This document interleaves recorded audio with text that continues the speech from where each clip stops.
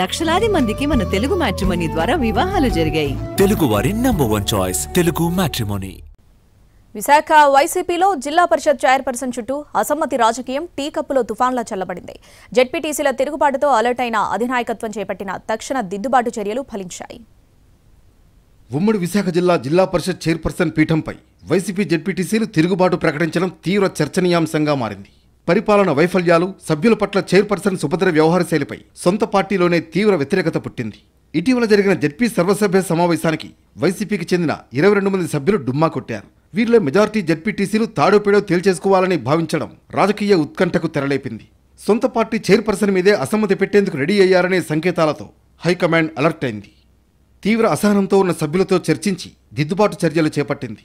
శాసనమండలి ప్రతిపక్ష నేత బొత్స సత్యనారాయణ క్యాంప్ కార్యాలయంలో జెడ్పీటీసీలతో నిర్వహించిన సమావేశం హాట్గా జరిగింది. చైర్పర్సన్ చర్యల కారణంగా అనేక సమస్యలు ఎదుర్కొంటున్నామని పార్టీ పెద్దల ముందు సభ్యులు ఏకరువు పెట్టారు. అయితే వారందరితో బొత్స మాట్లాడి తాజా పరిస్థితులను వివరించి దారికి తీసుకొచ్చారు. దీంతో వాతావరణం చల్లబడింది. సంపూర్ణ మెజార్టీ ఉన్నప్పటికీ సమన్వయ లోపంతో గ్రేటర్ విశాఖ మేయర్ పీఠం కోల్పోయిన వైసీపీ పెద్ద పాఠాన్నే నేర్చుకుంది. దీంతో అలా జరగకుండా జాగ్రత్తలు తీసుకుంటోంది.